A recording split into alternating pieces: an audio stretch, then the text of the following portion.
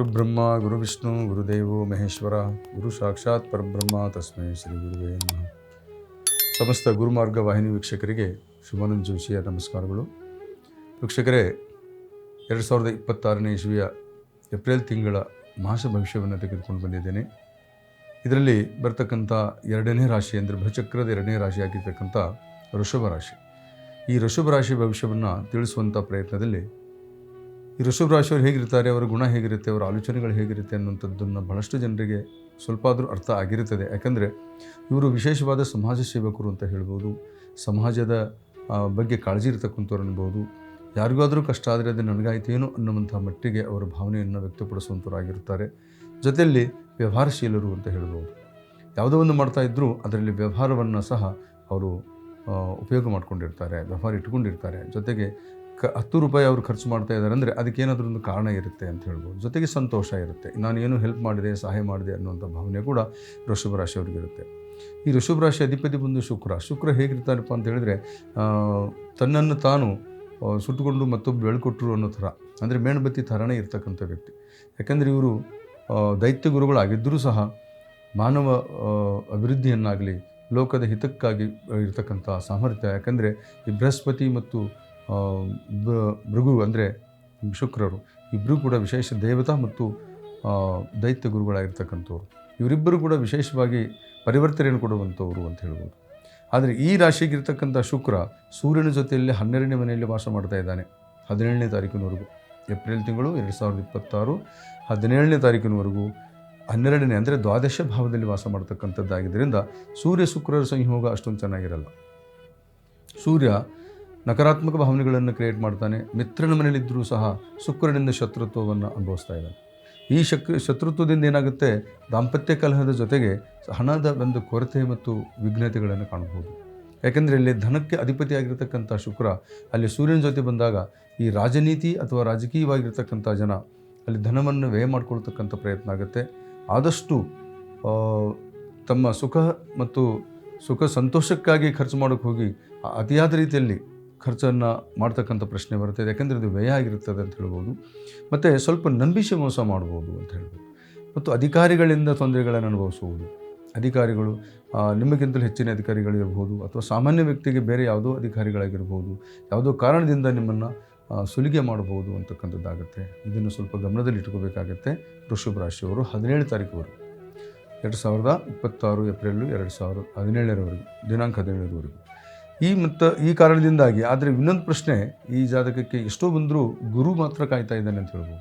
ಯಾಕಂದರೆ 2ನೇ ಭಾವ ದ್ವಿತೀಯ ಭಾವದಲ್ಲಿ ವಾಣಿಭಾವ ಧನಭಾವದಲ್ಲಿ ಗುರು ಇರೋದರಿಂದ ನಿಮಗೆ ವ್ಯಯ ಆಗಿದ್ದೂ ಸಹ ಅಷ್ಟೊಂದು ಗೋಚರ ಆಗೋದಿಲ್ಲ ಅಂತ. ಕಾರಣ ಅಲ್ಲಿ ಬರ್ತಕ್ಕಂಥ ಲಾಭ ಚೆನ್ನಾಗಿರೋದ್ರಿಂದ ವ್ಯಯ ಆಗಿದ್ದ್ರ ಕಡೆ ಗಮನ ಹೋಗೋದಿಲ್ಲ. ಯಾಕಂದರೆ ನೀವು 100 ರೂಪಾಯಿ ಸಂಪಾದನೆ ಮಾಡ್ತೀರ ಅನ್ನೋದಾದರೆ ಅಲ್ಲಿ ನಿಮಗೆ 80 ರೂಪಾಯಿ ಖರ್ಚು ಮಾಡಿದ್ರೆ ನಿಮಗೇನು ಖರ್ಚು ಅನಿಸೋದಿಲ್ಲ.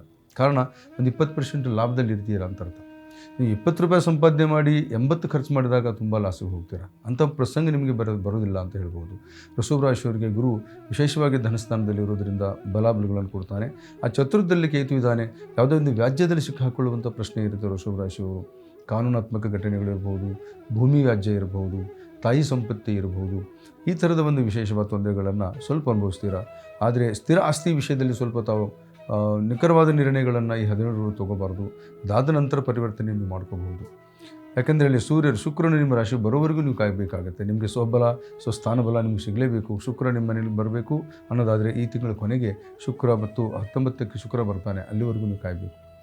ಇಂಥ ಒಂದು ಸಂದರ್ಭದಲ್ಲಿ ಕೇತು ನಿಮ್ಮನ್ನು ಎಲ್ಲೋ ಒಂದು ಕಡೆ ನಿಮ್ಮ ದಾಂಪತ್ಯವನ್ನು ಮತ್ತು ಷಡ್ಯಂತ್ರಗಳನ್ನು ನಿರ್ಮಾಣ ಮಾಡ್ಬೋದು. ನಿಮ್ಮ ಕುಟುಂಬದಲ್ಲಿ ಷಡ್ಯಂತ್ರಗಳು, ಅಂಥ ಒಂದು ಷಡ್ಯಂತ್ರ ನಿರ್ಮಾಣ ಮಾಡುವಂಥ ಸಂದರ್ಭ ಬಂದರೂ ಕೂಡ ಅದನ್ನು ನೀವು ಸುಲಭವಾಗಿ ತಕ್ಕೊಳ್ಳುವಂಥ ಪ್ರಯತ್ನಕ್ಕೆ ಗುರು ಸಹಾಯ ಮಾಡ್ತಾನೆ.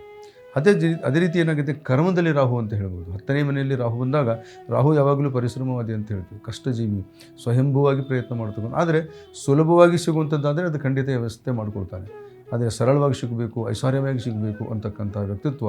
ಯಾಕಂದರೆ ನಿಮ್ಮ ಶುಕ್ರನ ರಾಶಿ ಐಷಾರಾಮ್ಯ ಆಸ್ತಿ ರಾಶಿನಿ ಅಂತ ಹೇಳಬೇಕಾಗುತ್ತೆ. ಅದಕ್ಕೆ ಕೋಆಪ್ರೇಟಿವ್ ಮಾಡ್ತಕ್ಕಂಥ ರಾಹು ಏನಾದರೂ ಬಂದುಬಿಟ್ಟ ಅಂತ ಹೇಳಿದ್ರೆ, ನೀವು ಯಾವತ್ತೂ ಒಂದು ಸಾರಿ ಈ ಫುಟ್ಪಾತಲ್ಲಿ ಸಿಗೋ ಹೋಟೆಲಲ್ಲಿ ನಾಷ್ಟ ಮಾಡಬೇಕು ಅನ್ನೋಂಥ ವ್ಯಕ್ತಿತ್ವ ಉಳ್ಳವರಾದರೆ ಒಂದು ಸಾರಿ 5 ಸ್ಟಾರಲ್ಲಿ ಯಾಕೆ ತಿನ್ನಬಾರ್ದು ಅಂತ ಯೋಚನೆ ಮಾಡ್ಬೋದು. ಇಂಥ ಒಂದು ಸ್ಥಿತಿ ಬರುತ್ತೆ. ಇಂಥ ಸ್ಥಿತಿಗೆ ನಿರ್ಮಾಣ ರಾಹು. ಯಾಕಂದರೆ ಸಂಪಾದನೆ ಚೆನ್ನಾಗಿದ್ದಾಗ, ನಿಮ್ಮಲ್ಲಿ ದುಡ್ಡಿದ್ದಾಗ ಒಂದು ಸ್ವಲ್ಪ ರುಚಿ ನೋಡೋಕೆ ಏನು ಹೋಗಿದೆ ಅಂತ ಈ ರೀತಿ ನೀವು ಐಷಾರಾಮಿ ಕಡೆ ಸ್ವಲ್ಪ ಗಮನ ಕೊಡ್ಬೋದು. ಆದರೆ ಅತಿಯಾದ ಐಷಾರಾಮಿ ಕೂಡ ನಿಮಗೆ ವ್ಯಯಕ್ಕೆ ಕಾರಣ ಆಗುತ್ತೆ. ಕಾರಣ ಶುಕ್ರ ಮತ್ತು ಸೂರ್ಯನ ಸಂಯೋಗ ವ್ಯಯದಲ್ಲಿ ಆಗಿರೋದ್ರಿಂದ ಅದು 10 ರೂಪಾಯಿಗೆ 100 ರೂಪಾಯಿನೂ ಖರ್ಚು ಮಾಡುವಂಥ ಸಂದರ್ಭ ಬರ್ಬೋದು. ಕಳ್ಕೊಂಡ ಮೇಲೆ ತಾನೇ ದುಡ್ಡಿನ ಬೆಲೆ ಗೊತ್ತಾಗೋದು. ಹಾಗೆ ನೀವು ಕಳೆದುಕೊಳ್ಳೋಕ್ಕಿಂತ ಮುಂಚೆನೇ ಇದ್ರ ಬಗ್ಗೆ ಯೋಚನೆ ಮಾಡಿ ಅಂತ ಹೇಳ್ಬೋದು ಈ ವೃಷಭ ರಾಶಿಯವರಿಗೆ. ಹಾಗೆ ಲಾಭದಲ್ಲಿ ಕುಜ ಇದ್ದಾನೆ, ಬುಧ ಇದ್ದಾನೆ, ಶನಿ ಇದ್ದಾನೆ. ವಾಹನದಿಂದ ಲಾಭ, ವಿಶೇಷವಾಗಿ ನೀವು ವಾಹನ ಮಾರಾಟ ಮಾಡುವುದಾಗಿದ್ದರೆ ಅಥವಾ ಈ ಬಿಡಿ ಭಾಗಗಳು ಅಂತ ಹೇಳ್ತೀವಿ ಆ ರೀತಿ ಮಾಡೋದಾಗಿದ್ದರೆ, ಕಾರ್ಖಾನೆಗಳು ನಡೆಸುವಂಥವರಾಗಿದ್ದರೆ ತುಂಬ ಉತ್ತಮ. ಜೊತೆಗೆ ಈ ಡಿಫೆನ್ಸ್ ಕ್ಷೇತ್ರದಲ್ಲಿ ಪೊಲೀಸ್ ಡಿಪಾರ್ಟ್ಮೆಂಟ್ ಇರ್ಬೋದು, ವಿಶೇಷ ದೇಶ ರಕ್ಷಣಾ ಕ್ಷೇತ್ರದಲ್ಲಿ ಇದ್ದಂಥವ್ರು ಇರ್ಬೋದು, ಅವ್ರಿಗೂ ಕೂಡ ಉತ್ತಮವಾದಂಥ ಬಡ್ತಿ ಅಥವಾ ಉತ್ತಮವಾದ ಅಂದರೆ ಯಶಸ್ವಿಯಾದ ಸ್ಥಾನಕ್ಕೆ ಹೋಗುವಂಥ ಯೋಗ ಮತ್ತು ಆರ್ಥಿಕವಾಗಿ ಕೂಡ ಸಹಾಯ ಅಂತಕ್ಕಂಥದ್ದು ಸಿಗುತ್ತೆ. ಮುಖ್ಯವಾಗಿ ಮಕ್ಕಳಿಗೆ ಕೂಡ ಬದಲಾವಣೆಯನ್ನು ಕಾಣ್ತಕ್ಕಂಥ, ಅಂದರೆ ಶೈಕ್ಷಣಿಕ ಜೀವನದಲ್ಲಿ ಕೂಡ ಅವ್ರಿಗೆ ಈ ಮಾತುಗಾರಿಕೆ, ಮಾತಿನಲ್ಲಿ ಬದಲಾವಣೆ, ಅವರು ರೂಪದಲ್ಲಿ ಬದಲಾವಣೆ ಇತ್ಯಾದಿಗಳಾಗುವಂಥದ್ದು ಜೊತೆಗೆ ಬುದ್ಧಿಯಲ್ಲಿ ಕೂಡ ವಿಶೇಷ ಬದಲಾವಣೆ ಆಗುವಂಥದ್ದಿದೆ. ಆದಷ್ಟು ಈ ವೃಷಭ ರಾಶಿಯವರು 17 ತಾರೀಕಿನವರೆಗೂ ಸ್ವಲ್ಪ ಶಾಂತವಾಗಿರುವಂಥ ಪ್ರಯತ್ನ ಮಾಡಿ ಅಂತ ಹೇಳ್ಬೋದು. ಅತಿ ಸತಿಪತ್ತಿಯಲ್ಲಿ ಕಲಹ ಮಾಡಿಕೊಳ್ಳುವಂಥ ಪ್ರಯತ್ನ ಬೇಡ ಅಂತ ಹೇಳ್ಬೋದು. ಯಾಕಂದರೆ ಸಪ್ತಮಾಧಿಪತಿ ಜೊತೆ ಶನಿ ಇರೋದರಿಂದಾಗಿ ಏನಾಗುತ್ತೆ, ದಾಂಪತ್ಯ ಕಲಹ ಆಗುವಂಥ ಸೂಚನೆ ತುಂಬ ಇರುತ್ತೆ. ಈ ಸಪ್ತಮಾಧಿಪತಿ ಯಾವಾಗಲೂ ಈ ಸ್ನೇಹಿತರು ಮತ್ತು ದಾಂಪತ್ಯ, ಅಂದರೆ ಯಾರು ಪಾರ್ಟ್ನರ್ಸ್ಗಳಾಗಿರ್ತಾರೋ, ಜೀವನೋಪಾಸ ಅಂದರೆ ಜೀವನ ಜೊತೆಗಾರರಾಗಿರ್ಬೋದು ಅಥವಾ ವ್ಯವಹಾರದ ಜೊತೆಗಾರರಾಗಿರ್ಬೋದು, ಇವ್ರ ಜೊತೆ ಕಲಹ ಮಾಡಿಕೊಳ್ಳುವಂಥ ಸಂದರ್ಭ ಇರುತ್ತೆ. ಹಾಗಾಗಿ ತಾವು ಬಹಳ ಜಾಗೃತರಾಗಿರಬೇಕು ಅಂತ ಹೇಳ್ತಾ, ಈ 10ನೇ ಸ್ಥಾನದಲ್ಲಿ ರಾಹು ಬರ್ತಕ್ಕಂಥದ್ದು ವಿದೇಶ ಗಮನ ಮಾಡ್ತಕ್ಕಂಥವ್ರಿಗೂ ಕೂಡ ಉತ್ತಮ ಫಲ, ಮತ್ತು ವಿದೇಶದಲ್ಲಿ ಆಲ್ರೆಡಿ ಇದ್ದವರಿಗೂ ಕೂಡ ಭಯದಿಂದ ಮುಕ್ತರಾಗ್ತೀರಿ. ಉತ್ತಮವಾದಂಥ ಧನ ಮಾಡುವಂಥ ಯೋಗದ ಜೊತೆಗೆ ಉತ್ತಮವಾದ ಉದ್ಯೋಗ ಕೂಡ ಪ್ರಾಪ್ತಿಯಾಗುತ್ತೆ, ಬಡ್ತಿ ಆಗುತ್ತೆ ಅಂತ ಹೇಳ್ಬೋದು. ಹೀಗಾಗಿ ನಿಮ್ಮ ಉದ್ಯೋಗದಲ್ಲಿ ಪ್ರಗತಿ ಕಾಣ್ತೀರಿ. ಆದರೆ ಮುಖ್ಯವಾಗಿ ನೀವು ಮಾಡಬೇಕಾಗಿದ್ದಿಷ್ಟೇ, ಆದರೆ ಶುಕ್ರನಿಗೆ ಸಂಬಂಧಪಟ್ಟಂಥ ಒಂದು ಶಕ್ತಿಯನ್ನು ನೀವು ಪ್ರಾಪ್ತಿ ಮಾಡ್ಕೋಬೇಕಂದ್ರೆ ಅಮ್ಮನವರ ದರ್ಶನಕ್ಕೆ ಹೋಗಬೇಕು, ಮಂಗಳವಾರ ಹೋಗಬೇಕು. ಅದು ಮಂಗಳವಾರ ಸಂಧ್ಯಾ ಕಾಲಕ್ಕೆ ನೀವು ಹೋಗಿ ಕುಂಕುಮಾರ್ಚನೆಗಳನ್ನು ಮಾಡಿಸೋದ್ರಿಂದ ಈ ಶುಕ್ರನಿರ್ತಕ್ಕಂಥ ನೆಗೆಟಿವ್ ಎನರ್ಜಿ, ಯಾಕಂದರೆ ಸೂರ್ಯನ ಪ್ರಭಾವ ಬೆಳಗಿರೋದ್ರಿಂದ ನೀವೇನು ಮಾಡ್ತೀರಾ, ಬೆಳಗ್ಗೆ ಹೋಗಬಾರ್ದು, ಸಾಯಂಕಾಲ ಹೋಗೋದ್ರಿಂದ ಸಂಧ್ಯಾಕಾಲಕ್ಕೆ ಶುಕ್ರನು ಪ್ರಭಾವಿತನಾಗಿರ್ತಾನೆ. ಹಾಗಿರೋದ್ರಿಂದ ಶುಕ್ರ ನಿಮ್ಮ ಮೇಲೆ ಕೃಪೆ ತೋರ್ತಾನೆ ಅಂತ ಹೇಳ್ತಾ, ಅಮ್ಮನವರ ದರ್ಶನ ನೀವು ಪ್ರತಿ ಮಂಗಳವಾರ ಶುಕ್ರವಾರ ಮಾಡ್ಕೊಳ್ತಾ ಹೋದರೆ ಈ ಮಾಸದಲ್ಲಿ, ಅಂದರೆ ಟೋಟಲಿ ಏಪ್ರಿಲ್ ತಿಂಗಳು 30 ತಾರೀಕುವರೆಗೂ ನಿಮ್ಮಲ್ಲಿರ್ತಕ್ಕಂಥ ಧನಾತ್ಮಕ ಶಕ್ತಿಯನ್ನು ನೀವು ಹೆಚ್ಚು ಬೆಳೆಸ್ಕೊಳ್ತೀರಿ ಅಂತ ಹೇಳ್ತಾ ಈ ವೃಷಭ ರಾಶಿಯ ಭವಿಷ್ಯವನ್ನು ಮುಗಿಸ್ತೇನೆ. ಮತ್ತೊಮ್ಮೆ ಭೇಟಿಯಾಗೋಣ. ನಮಸ್ಕಾರ.